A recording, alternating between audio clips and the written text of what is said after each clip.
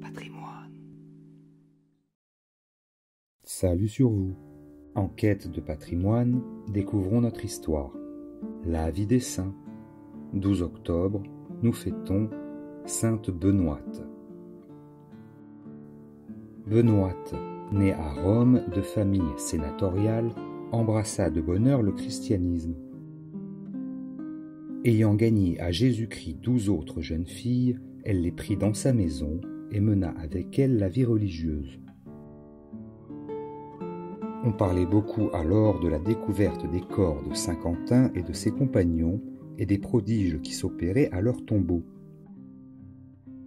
Le désir de vénérer ces saintes reliques et d'imiter le zèle de ces illustres martyrs s'empara de Benoîte et de ses ferventes disciples. Elles quittent Rome, l'Italie, franchissent les Alpes, traversent les Gaules, arrivent dans la capitale du Vernandois. Là, elles prient avec ferveur sur les tombeaux de leurs compatriotes. Elles y puisent de pieuses inspirations, puis comme les apôtres, elles se dispersent pour aller prêcher l'Évangile. Benoîte se rendit avec Léobéry à l'endroit qui depuis s'est appelé de son nom Aurigny-Sainte-Benoîte. Sa retraite ordinaire était une cellule construite sur une colline près de l'Oise. Elle y passait les nuits dans la prière et la contemplation des vérités divines. Elle employait la journée à visiter les pays environnants et y répandre les lumières que le Saint-Esprit lui avait communiquées. Matrocle, préfet de la province, qui avait reçu de l'empereur Julien l'Apostat l'ordre d'arrêter les progrès de l'Évangile, l'exécuta avec d'autant plus d'ardeur qu'il était d'origine juive. Informé des conversions qu'opérait Benoîte, il la fit arrêter et amener devant lui.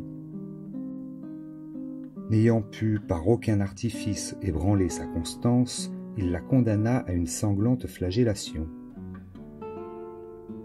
Lorsque tout son corps n'était plus qu'une plaie, on la jeta dans un cachot en attendant de nouveaux supplices. Elle fut guérie miraculeusement. Parmi les personnes qui remarquèrent ce prodige, 55 furent touchés de la grâce et embrassèrent le christianisme. Le chevalet et les autres tourments les plus horribles ne réussirent qu'à faire éclater l'héroïsme de la sainte martyre et à augmenter aussi, parmi les spectateurs, le nombre des conversions. À cette vue, Matrocle, hors de lui, en proie à une fureur délirante, usurpe les viles fonctions du bourreau.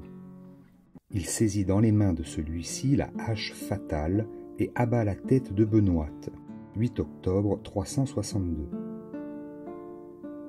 L'endroit où elle fut martyrisée est encore aujourd'hui visité par de nombreux pèlerins.